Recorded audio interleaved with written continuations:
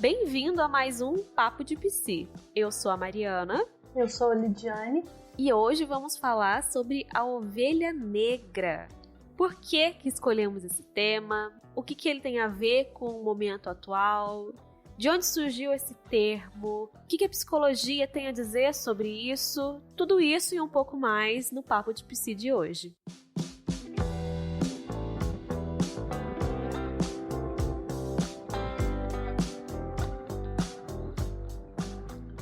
Bom, vamos começar então, Lid, a tratar sobre esse termo, a ovelha negra. Eu acho que antes da gente começar a falar sobre o que a gente pensa, o que a psicologia analítica traz sobre esse termo, é importante a gente contextualizar. Por que nós escolhemos esse tema? O que ele tem a ver com o momento atual? Acho importante colocar que a gente estabelece alguns temas antes. A gente combina, conversa e pensa no que a gente quer falar. E esse tema a gente já tinha definido há algum tempo, mas acabou acontecendo que ficamos de gravar e postar durante essa semana esse tema, justo numa semana em que se está falando, o mundo está gritando sobre racismo, sobre antirracismo, e eu acho que as coisas não acontecem por acaso. Então, inevitável, precisamos falar sobre isso. A vida é isso, né? É essa dinâmica, esse movimento. E se a vida é isso, ela pede mudança e pede transformação. E a mudança, como a gente fala e a psicologia traz muito, a mudança começa por nós. Então, é nesse movimento também que a gente vem trazendo essa proposta de começar essa mudança por nós. Nós que não estamos nesse grupo, né? nessa minoria ou maioria, não sei muito bem, não tenho os números assim, estatística para dizer, mas que talvez a gente esteja assim num lugar de privilégio, mas justamente por estar talvez num lugar de privilégio é que a gente precisa olhar de forma diferente, ampliar o nosso olhar e fazer esse movimento e essa proposta diferente. Eu acho que quando a gente fala de maioria e minoria nesse contexto, não necessariamente a gente precisa falar de números, e sim de voz. O quanto alguns têm voz, enquanto outros não, né? E eu acho muito interessante como as coisas acontecem, que se a gente tivesse pensado em adiantar esse tema para falar algumas semanas no podcast, talvez não tivesse gerado esse movimento que gerou dentro da gente, gerou dentro de algumas pessoas que vieram conversar com a gente. Quem acompanha a gente nas redes sociais viu que nós postamos nos stories algumas enquetes sobre a ovelha negra, depois colocamos sobre o quanto esse termo, ele é um termo que é racista. Então acho que se isso tivesse acontecido há um tempo atrás, não teria tido essa comoção que teve agora. E como é importante, porque faz a gente pensar, faz a gente refletir e faz a gente sair desse lugar estagnado, né, Lid? Precisamos entender que um movimento não é de ir para o extremo oposto. Não é o de querer, talvez, a mesma moeda, mas é um movimento mais amplo, mais transformador, que talvez tenha sim mais efetividade. O que talvez falte até esse momento seja justamente a efetividade, porque ainda está num movimento ainda meio cambaleante, né? Pois é, eu acho que a sensação mundial já estava uma sensação de muita angústia. E acho que no meio desse movimento outras situações começaram a serem tocadas. E como a gente se propõe a falar de psicologia, das nossas percepções enquanto psicólogas, a gente não pode deixar de falar de uma coisa tão importante que está sendo tocada aí no contexto atual. E para ajudar a gente a desconstruir um pouco algumas percepções, a repensar algumas falas que são assim tão reproduzidas e impensadas, a gente tem uma convidada, que é a Mariana Anastácio, que topou falar um pouquinho enquanto mulher, negra, feminista, o que ela acha sobre esse termo ovelha negra, como que isso a toca, como que isso chega até ela? Vamos escutar um pouquinho o que a Mariana tem a falar pra gente sobre isso. Então, meu nome é Mariana Anastácio, tenho 27 anos, sou formada em jornalismo pela FIOFAM. Eu comecei a trabalhar aos 15 anos de idade na Fundação Tito Setúbal, uma instituição do terceiro setor que atua na Zona Leste de São Paulo, especificamente em São Miguel Paulista e região. Eu fazia parte do núcleo de comunicação comunitária e depois eu trabalhei na assessoria de imprensa. Então, além do trabalho da Fundação com foco no desenvolvimento local sustentável e na redução das desigualdades, eu integrei o núcleo da Marcha das Mulheres Negras em 2014. Atualmente eu trabalho com marketing de influência na Squid e sou voluntária na Casa Flores, que é uma ONG que se dedica à ressocialização de mulheres que passaram pela experiência do cárcere. Então, falar sobre termos e expressões racistas que a gente continua usando sempre gera um debate muito acalorado. Então, quando uma pessoa usa uma expressão ou um termo racista numa conversa, num texto, enfim, a gente entende que muitas vezes não é a intenção. O autor reproduz esse discurso racista sem saber, né? Porque são expressões que estão há muito tempo na nossa vida, né? Quem nunca ouviu a expressão ovelha negra da família? A gente sempre ouviu isso e às vezes a gente ouviu isso dos nossos familiares, dos nossos avós, dos nossos pais, e é muito difícil a gente encarar que essa é uma expressão racista porque a gente ouviu isso dentro da nossa casa. E as pessoas da minha família não são racistas. As pessoas precisam entender que essa discussão vai além do mas a minha avó sempre falava isso e a minha avó não é racista. A gente levanta essa discussão porque esse vocabulário é uma herança da época da escravização no Brasil. Então é sempre importante a gente lembrar para qual é a finalidade aquela frase é usada. Se a gente vai falar que a fulana é a ovelha negra da família, a gente não quer dizer que ela é uma pessoa com um futuro próspero, dedicada, estudiosa. A gente sempre usa essa expressão para destacar alguma característica ruim da pessoa, né, que destoa do restante da família. Então, uma das maiores dificuldades quando a gente vai falar, né, sobre termos e expressões racistas que a gente continua usando é fazer com que as pessoas entendam que, por mais que sejam expressões que nós usamos no nosso vocabulário há muito tempo, elas possuem uma carga preconceituosa e cunho pejorativo. Então aí a gente escutou um pouquinho o que a Mariana contou pra gente sobre um pouco desse termo ovelha negra da família e o quanto ele pode sim soar e ser racista. Mas acho importante pensar e refletir uma coisa que ela falou na função dessa fala, para que essa fala é usada. A gente vai conversar um pouquinho mais sobre isso, mas antes eu acho que é importante pensar da onde surgiu esse termo. Então, a história da ovelha negra, na verdade, vem de uma questão de uma mutação genética. Aconteceu uma mutação genética em alguma ovelha e ela saía com uma cor diferente das outras ovelhas, e uma cor preta. E por isso vem essa expressão. Então, representa, significa aquele que destona, aquele que é diferente da maioria. E a ovelha negra da família diz muito sobre aquele membro da família que é diferente e muitas vezes transgride a regra da família, daquele grupo familiar. Transgride no sentido de fazer diferente, de ser muito íntegro com os seus desejos, com seus anseios, com a sua individualidade. Pois é, e pensando nisso, acho que é importante contextualizar também o quanto muitas pessoas se identificam com esse termo, com essa expressão. Mais cedo postei lá no Instagram uma enquete perguntando quem se identificava com isso, se alguém já tinha se sentido desse jeito, e não foi nenhuma surpresa. A maior parte das pessoas disse que sim, se identifica com esse termo. 91% por enquanto, né? Nesse horário que nós estamos gravando o podcast, 91% das pessoas responderam que sim, que elas se identificam sim com essa expressão da ovelha negra.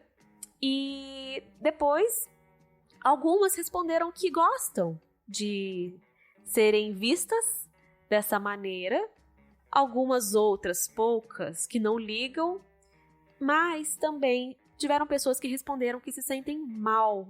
E eu fico pensando, será que todo mundo tá de olho no quanto essa expressão, ela pode, às vezes, expressar coisas que a gente nem tá percebendo que tá expressando, como essa ideia racista que tá um pouco implícita? A questão, e a gente tem que falar de um contexto cultural e social, pela história de formação da nossa sociedade, do nosso país, o negro sempre foi visto como uma raça inferior, aquela raça que foi escravizada, assim como os índios, em benefício dos europeus, dos brancos. Então, traz, sim, implícito essa questão de que é inferior. Se a gente fala de algo que é negro, e principalmente essa palavra, essa expressão, a gente está se referindo a algo que é pejorativo, que é inferior, que é menos, de menos valor. Isso condiz com a fala da Mariana Anastácio quando ela diz que quando alguém se refere a alguém como sendo a ovelha negra, não quer dizer alguém, como ela falou, de um futuro legal, de um futuro bacana, é alguém tentando fazer com que a imagem daquela pessoa fique ruim. Sim, e porque a gente tem que entender também o que a gente tinha pensado anteriormente, também para ainda contextualizar um pouco o porquê que a gente escolheu. Porque no episódio anterior nós falamos da culpa e nós chegamos nesse ponto de as pessoas que se sentem culpadas dentro da família por ser o diferente, por transgredir a regra. Então, para quem é do grupo familiar e está ali muito dentro do padrão, tudo bem, tá tudo certo. Para quem está fugindo à regra desse padrão, é a ovelha negra. E foi nesse sentido que a gente tinha pensado, mas eu acho que é válido justamente para a gente mudar e começar esse movimento mesmo de mudança, de repensar, porque tudo, a nossa língua e cultura não dá para separar. Uhum. E se a gente for olhar mesmo a língua portuguesa, quando foi criada, quantas palavras já se perderam, quantas coisas já foram modificadas, e talvez estamos sim chegando a esse ponto, porque está gritando, para a gente mudar essas expressões, e não mudar no sentido de não vou falar porque é errado, vou agir politicamente correto, mas mudar porque tem sim essa necessidade de transformação, que é algo muito mais interno, não é só uma mudança externa para parecer correto. E nesse sentido do que você está falando, Lid, a Mariana também tem umas colocações para fazer. Algumas colocações importantes que acho que a gente precisa ressaltar agora. É a desconstrução. Não adianta você simplesmente parar de usar esse termo sem entender de fato a motivação, o porquê você está parando de usar esse termo. Esse é um termo racista e pejorativo. Vai muito além da etimologia da palavra, tem muita gente que se prende muito nisso. E aí a gente tem que ver qual a forma que ela sempre foi usada na nossa sociedade. Então, o termo, a expressão ovelha negra da família sempre foi usada para falar que uma pessoa, um parente ou familiar tomou atitudes ou tem um comportamento que vai contra os valores da família, por exemplo. Então, por isso ela é ovelha negra. Ela tem atitudes que a família julga errada. A gente sempre precisa analisar em quais situações a gente usa isso. Qual situação a gente usa o termo magia negra? Inveja branca, por exemplo. Eu tenho uma inveja branca do fulano. O que é ter uma inveja branca? Inveja é inveja. Inveja não tem cor. E ainda pensando nisso que você, Lidiane, falou sobre a importância de avaliar a língua de coisas que não se encaixam mais, não se adequam mais. Eu penso muito naquela música do Belchior, que o passado é uma roupa que não nos serve mais. E o quanto a gente precisa, às vezes, refletir sobre o que a gente repete sem pensar. Nesse sentido, Tem um livro muito interessante, que é um livro sobre análise do discurso. É um livro que chama Metáforas do Cotidiano. A autora desse livro é a Vera Lúcia Menezes de Oliveira e Paiva. Ela tem um capítulo que fala sobre metáforas negras. E lá no início desse capítulo, ela fala o quanto essas metáforas, expressões que são usadas com a palavra negro ou a palavra negra, o quanto elas são repetidas e fazem com que fique no inconsciente, implícitas, algumas questões preconceituosas, raciais, e quanto mais isso se repete, parece que mais se reforça. Então ela traz algumas expressões que eu tenho certeza que quem está escutando aí já usou, e provavelmente não usou para tentar ser racista, enfim, usou porque não pensou nas implicações que isso podia ter, né? Como a gente vê na nossa língua, né? Quando se fala, isso aí foi feito nas coxas, isso é serviço preto, inveja branca, algumas dessas expressões que a gente tanto usa, inclusive a ovelha negra da família. E essa autora, ela coloca nesse capítulo desse livro que a gente precisa pensar no que a gente fala, que a tomada da consciência da linguagem é uma possibilidade da gente deixar de ser inconsciente da disseminação, da discriminação racial, para a gente passar a ser produtor consciente de novas metáforas. E acho que entra um pouco nisso que você estava falando e que a Mariana colocou também, Lid, sobre transformar esses termos e não necessariamente parar, ou não necessariamente parar não, mas não necessariamente reprimir. Fingir que eu nunca falei isso, não vou falar mais, certo? Certo. E essa questão que você fala da questão racial, e é outra coisa que a gente precisa olhar, porque quando a gente fala de racismo, a gente está se referindo à raça. E tem outras raças que sofrem também com essa discriminação, com essa diferenciação. Eu acho que não estamos aqui para julgar quem sofre mais, quem sofre menos. Aliás, nosso trabalho enquanto psicólogas é escutar o sofrimento de cada um e auxiliar no caminho de descobertas para lidar com esse sofrimento de cada um. Mas se faz importante falar disso, sim. A gente não pode ser negligente com relação a isso.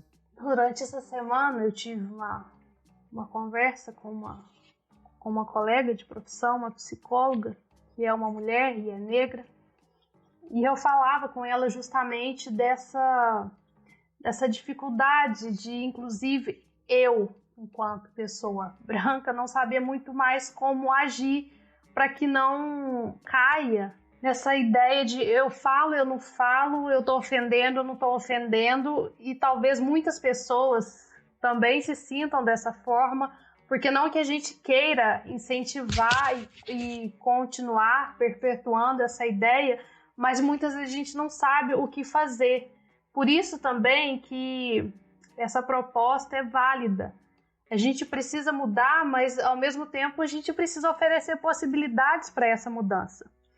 E nessa conversa que eu tive com ela, ela falava que uma das questões, um dos direitos que foram retirados das pessoas negras foi justamente a representatividade. Uhum. Isso eu acho interessante, porque quando a gente fala e utiliza dessas expressões, a representatividade, o lugar que a gente está colocando essas pessoas é justamente nesse lugar de inferioridade. E é por isso que a gente está pedindo tanto por mudança, tanto por transformação. E pode ser que quem está escutando a gente, nem todos estão tão a par de tudo que está acontecendo no movimento mundial. E pode ser que alguém ainda não esteja entendendo por que a gente está falando, linkando essa expressão ovelha negra da família com uma expressão racista. Conversei bastante sobre isso com a Mariana, a gente já trouxe algumas temáticas aqui, mas acho importante falar aqui. O problema não necessariamente é falar ovelha negra da família, é a ideia que se constrói por trás disso. Então, ovelha negra a gente entende que é o diferente, como a Lidiane já colocou. o diferente é visto como ruim.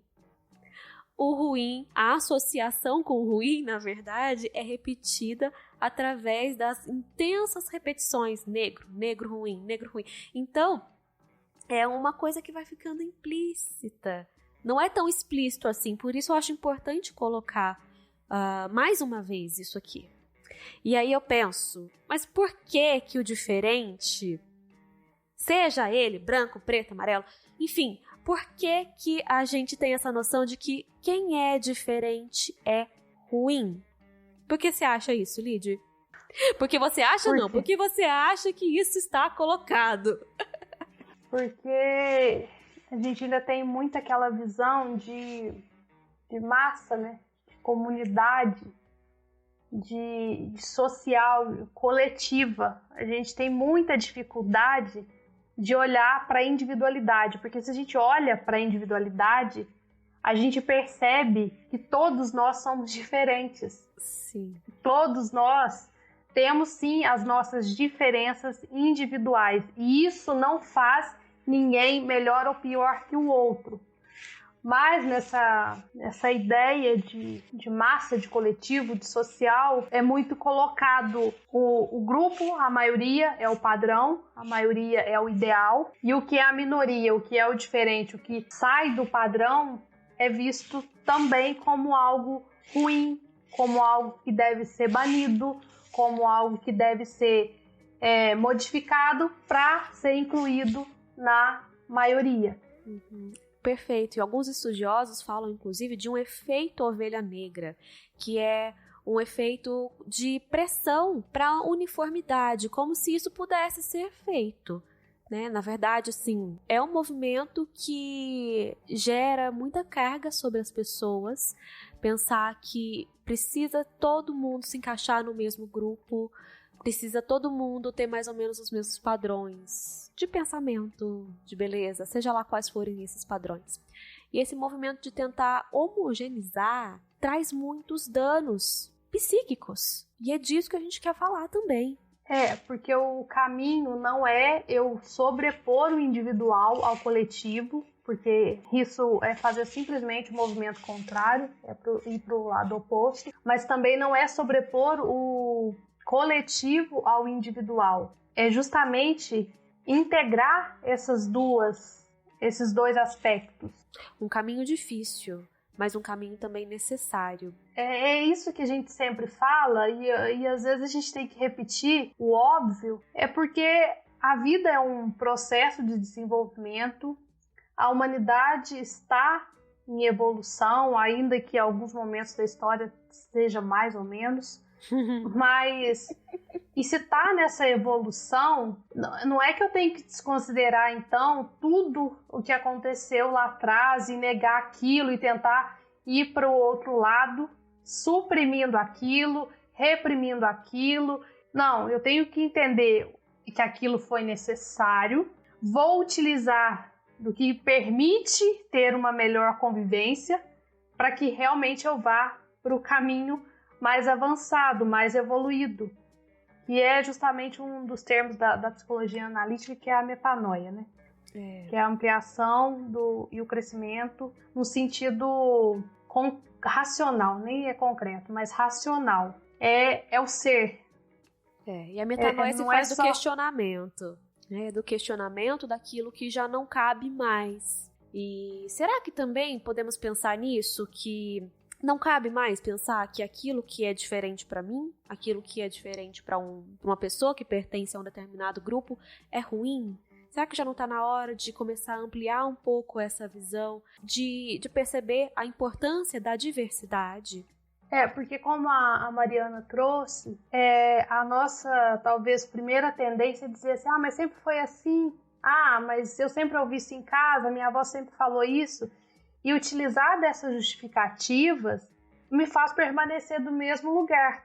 Sempre utilizou assim, sempre falou dessa forma, mas eu posso fazer diferente? Não está na hora de rever e fazer diferente? E poder promover um avanço?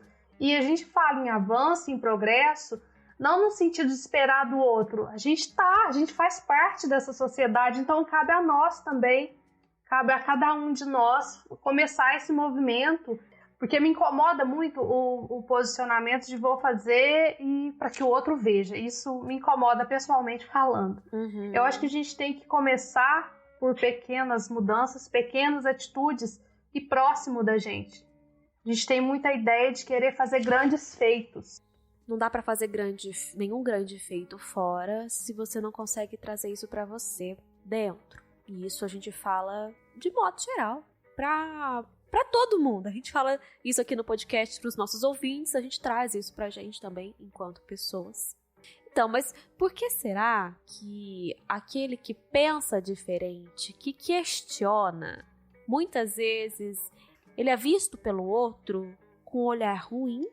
Tem uma distorção, ele sofre uma distorção de imagem também através do olhar do outro. Por que será que aquele que questiona muitas vezes é apontado, crucificado, seja lá o que for? Porque nós temos talvez uma tendência a ficar nas coisas como elas estão, né? Uhum. A gente tem a dificuldade de lidar com o novo, com o revolucionário, com o que está enxergando à frente, que tem aquele olhar de águia, que está vendo que algo precisa ser feito. E se a gente for olhar para a história toda, a gente vai ver que os grandes nomes da nossa história e da história da humanidade foram pessoas revolucionárias, foram pessoas que viram à frente do seu tempo. A gente fala do próprio Jung. Perfeito. Jung mesmo sofreu diversos questionamentos, diversos preconceitos. Aqui a gente está falando de outro tipo de preconceito, por favor, não confundam.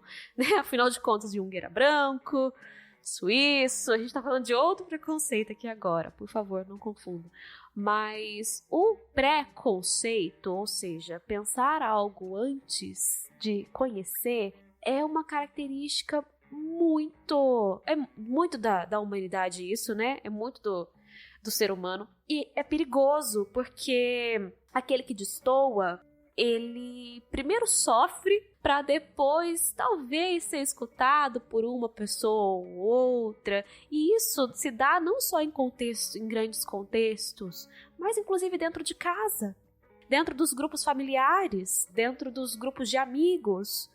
E quando eu falo dessas grandes pessoas e personalidades, é justamente para a gente ver e para essas pessoas que se sentem como a ovelha negra dentro da família, é para que elas entendam que nesse ponto a gente costuma dizer que a ovelha negra ela tem a sua característica positiva nesse aspecto de transgredir, de ser diferente, de ser revolucionário, de enxergar à frente.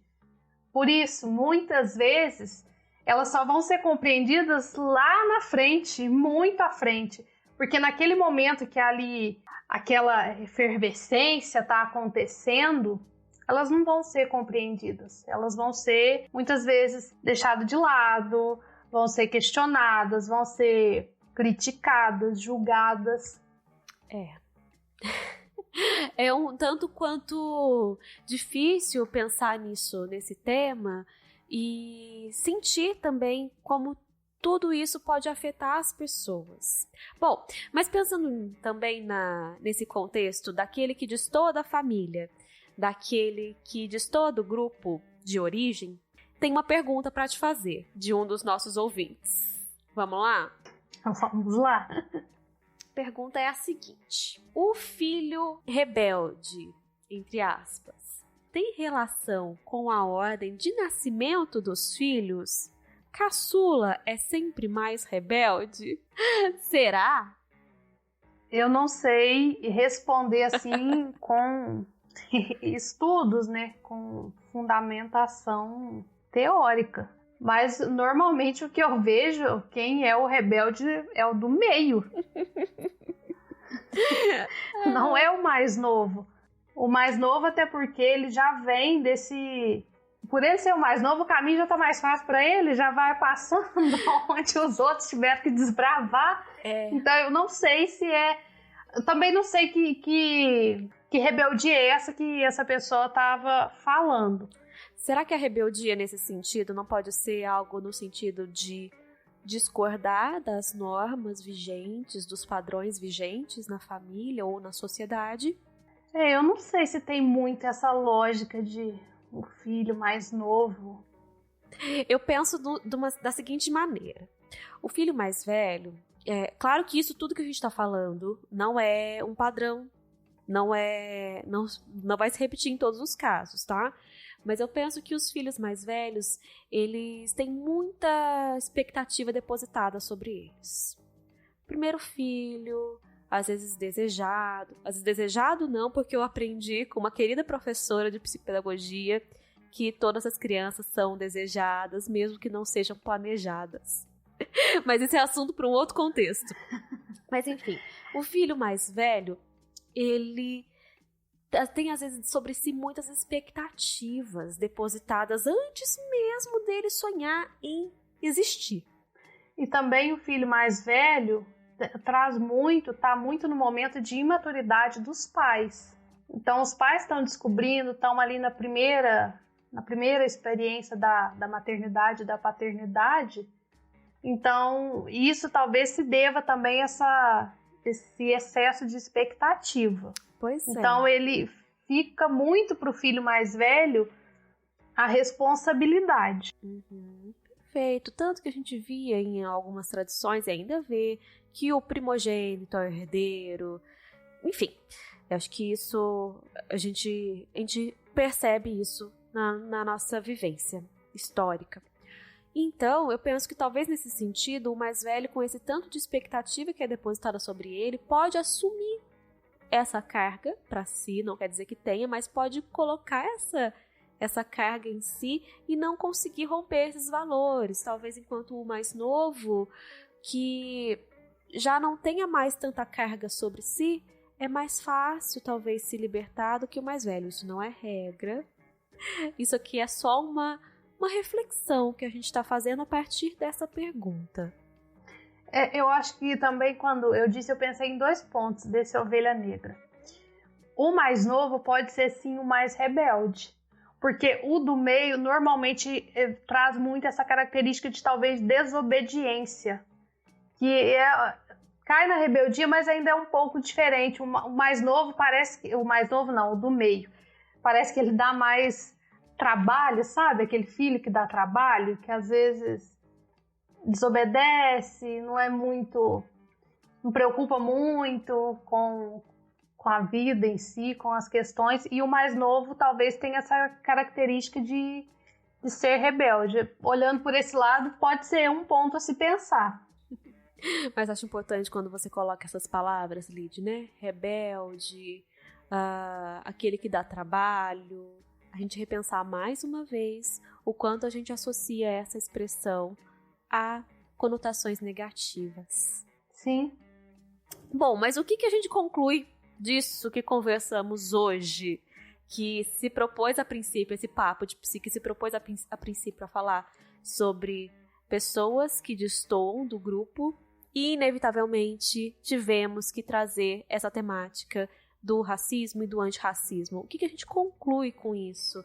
Precisamos refletir sobre as nossas ações, sobre as nossas percepções, sobre aquilo que a gente fala, aquilo que a gente reproduz e sobre julgamentos pré-estabelecidos, como, por exemplo, pensar que aquilo que é diferente não é bem-vindo, ou então aquilo que é distoante, como comportamentos que a gente falou aqui hoje, não podem acrescentar. Eu vejo que uma coisa eu acho que é o que perpassa o papo de psique, é essa questão de promover a mudança, promover a transformação, trazendo talvez uma psicoeducação.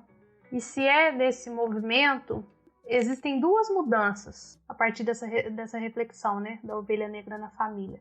Primeiro, que a mudança se faz necessário, está na hora de rever a forma que a gente se expressa, as expressões que a gente utiliza, cuidar por que a gente está utilizando aquelas expressões, e também para as pessoas que se consideram a ovelha negra da família, entender que o fato delas serem vistas como rebeldes, como diferentes, não significa necessariamente que é algo que elas devem procurar modificar isso, como se isso devesse ser extinguido da personalidade delas, porque talvez seja elas que vai mudar e mostrar que não dá para manter daquela forma que sempre vem acontecendo dentro da família.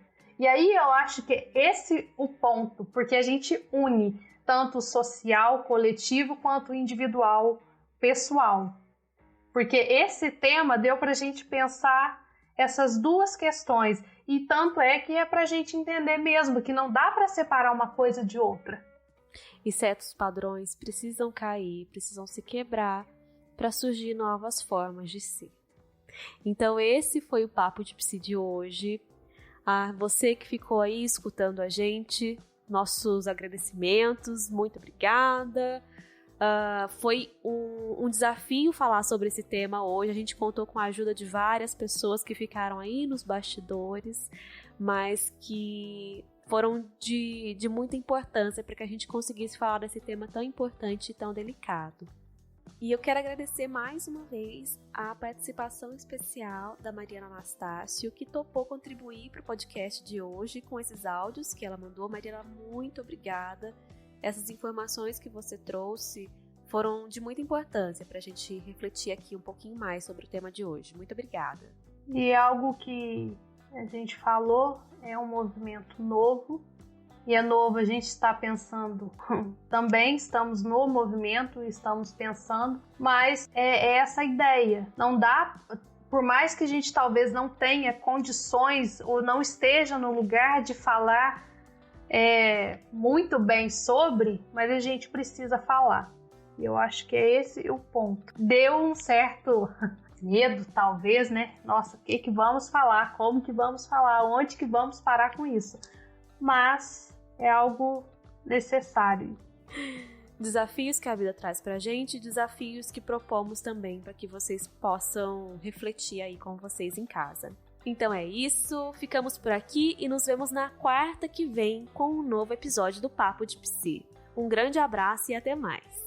Um grande abraço e até a próxima quarta.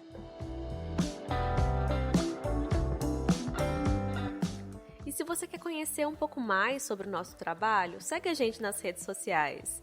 O meu Instagram é @marianaalvespsi e o da Lídia é @lidianegouveia_psicóloga. E não se esqueça, toda quarta um episódio novo para você escutar de onde estiver e quando quiser.